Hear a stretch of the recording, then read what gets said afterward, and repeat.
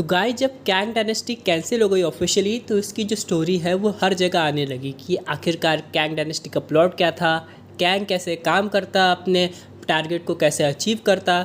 लेकिन इन सब के बाद यहाँ पे जब डॉक्टर डूम कैंग को रिप्लेस कर दी है तब इनसे रिलेटेड भी काफ़ी सारी थ्योरीज आ रही है कि आखिरकार डॉक्टर डूम अपने प्लान को कैसे एग्जीक्यूट करने वाले हैं। बहुत लोग के दिमाग में एक डाउट था कि यहाँ पे जैसे कि थेनोस को लेकर मार्वल ने हाइप बिल्डअप की थी, वैसे डूम को लेकर क्या वो करने वाला है कि नहीं। क्योंकि बात करें कैंग की तो उसके लिए तो हाइप बिल्डअप हो ही रही थी, चाहे सीज़न 1 की बात करें, उसके बाद सीज़न 2 में भी हम लोग को दिखाई दिया था, फिर क्वांटममेनिया में भी। लेकिन उसके बाद जोनाथन मेजर्स के साथ जो हादसा हुआ उसके बाद वो हाइप ख़त्म हो गई या फिर के डिलीट हो गई। अब यहाँ पे मार्वल का ये कॉन्टेजेंसी प्लान है, यानी कि प्लान बी है, जिसकी वजह से मार्वल को इनकी हाइप क्रिएट करने में थोड़ा समय लग सकता है। लेकिन इस चीज़ का गोल्डन सॉल्यूशन मार्वल ने पहले ही दे दिया रॉबर्ट डॉनी जूनियर को दिखा के, जिसकी वजह से क्लियर हो गया कि आखिरकार डॉक्टर डूम कौन है, क्या क्या कर सकते हैं। ऑडियंस खुद ही रिसर्च करके समझ लेगी। ऊपर से ऑडियंस ने पहले भी फैंटास्टिक फोर मूवी देखी है तो ज़्यादा प्रॉब्लम नहीं होने वाली है। लेकिन डॉक्टर डूम क्या करने वाले हैं, क्या चीज़ कलेक्ट करने वाले हैं, क्या उनका भी जो क्वेस्ट होगा वो थेनोस की तरह होगा, आज हम लोग ये सब समझेंगे। क्योंकि करंट लीक के अकॉर्डिंग अभी माना जा रहा है डॉक्टर डूम को 3 चीज़ चाहिए अपना जो भी मास्टर प्लान है उसे कंप्लीट करने के लिए। लेकिन उन इम्पॉर्टेंट 3 चीज़ के अलावा 2 चीज़ और है जो कि बहुत ज़्यादा नेसेसरी है और उसके बिना डॉक्टर डूम आगे का काम नहीं कर पाएंगे। वो क्या है वो आज हम लोग समझने वाले हैं। जैसे कि थेनोस को टोटल 6 इन्फिनिटी स्टोन्स की ज़रूरत थी, वैसे डॉक्टर डूम को ये 5 चीज़ों की ज़रूरत होगी।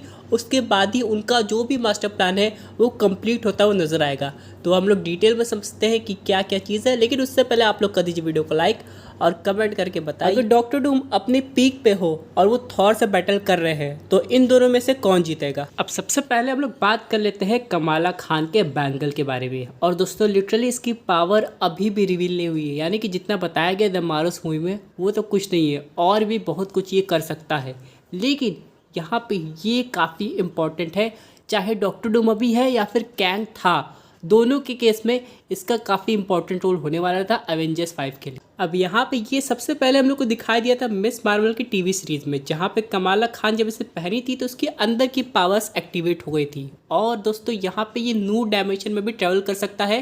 प्लस यहाँ पे कमाला खान इसी बैंगल को पहन के एक तरीके से अपना एक टाइम लूप क्रिएट की थी या फिर कंप्लीट की थी जब वो पास्ट में चली गई थी, जब उसकी नानी ट्रेन में खो गई थी। यानी ये टाइम ट्रैवल भी करवा सकता है एक तरीके से। और यहाँ पे द मार्वल्स मूवी में इसने स्पेस में लिटरली होल कर दिया था, जो होल दूसरी यूनिवर्स में जा रहा था। लेकिन यहाँ पे ये मानना है कि ये अभी भी बहुत कुछ कर सकता है, यानी कि इसकी जो पोटेंशियल है वो फिलहाल के लिए अनटैप्ड है।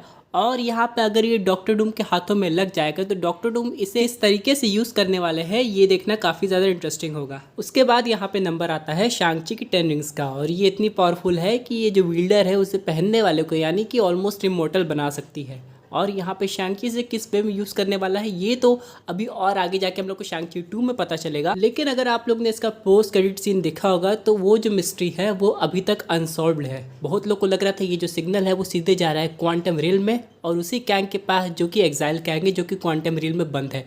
क्योंकि इसकी जो शिप है उसके जो कुछ पार्ट्स है वो 10 रिंग्स के काफ़ी हद तक मैच कर रहे थे। फिलहाल कैंग का जो प्लॉट है वो तो हटा दिया गया है, तो ये 10 रिंग्स डॉक्टर डूम के काफ़ी काम आने वाली है इस वे में, क्योंकि इसकी एनर्जी अनलिमिटेड है।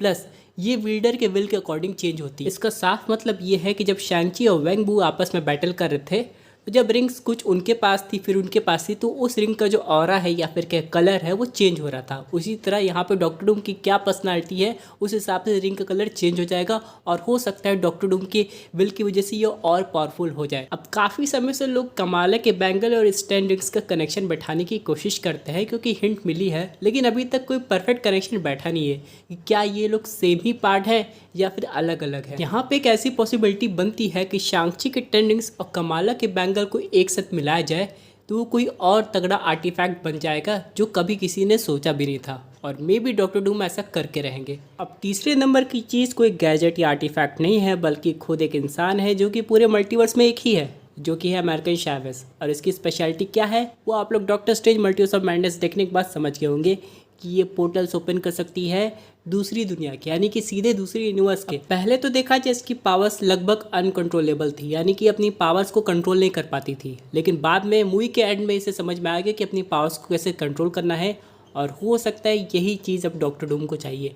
लेकिन यहाँ पे इसे पाने के लिए डॉक्टर डूम को पहले इसके पास आना पड़ेगा, और ये वो कैसे करेंगे, ये सबसे बड़ा सवाल है। क्योंकि यहाँ पे एक तरीके से वो मल्टीवर्स ही ट्रैवल करेंगे तभी इसको पा पाएंगे, या गलती से उसके यूनिवर्स में चली जाएगी तब बात कुछ और बैठ। फिलहाल ये इंसान है, कोई गैजेट नहीं है, लेकिन डूम इसकी बॉडी को पकड़ के स्टडी करना चाहते होंगे कि आखिरकार इसकी बायोलॉजी कैसे वर्क करती है, और वो जेनेटिक मॉडिफिकेशन को कॉपी करके हो सकता है अपनी बॉडी में भी पुट कर दे, ताकि वो भी मल्टीवर्स ट्रैवल कर सके बिना किसी गैजेट के। और अगर ऐसा डूम करने में कामयाब हो गए तब भाई उनको कोई नहीं रोक सकता है। अगली सबसे इंपॉर्टेंट चीज़ जो डूम के काफ़ी काम आने वाली है, और शायद डूम ने से जीत भी लिया होगा, वो है इन्फिनिटी स्टोन। अब इन्फिनिटी स्टोन का दोस्तों रोल अभी भी होने वाला है, क्योंकि पुरानी चीज़ें वापस आ रही हैं। इन्फिनिटी स्टोन्स पीछे क्यों हटेंगे। हालांकि हम लोग ने इन्फिनिटी स्टोन्स का अलग अलग यूज़ व्हाट इफ के टीवी शो में देखा है, और यहाँ पे हम लोग को ये भी पता चला है कि एक यूनिवर्स के जो इन्फिनिटी स्टोन है वो किसी दूसरे यूनिवर्स में वर्क नहीं कर सकते। लेकिन यहाँ पे बात हो रही है डूम की, जो कि यहाँ पे इम्पॉसिबल काम करने में काफ़ी ज़्यादा माहिर है, और उसने हो सकता है सिंगल हैंडेडली थेनोस को डिफीट तो कर दिया हो, साथ ही में इन्फिनिटी स्टोन्स भी कलेक्ट कर ली हो, लेकिन उन स्टोन्स में कुछ ऐसी मॉडिफिकेशन की हो अपनी टेक्नोलॉजी के बेसिस पे,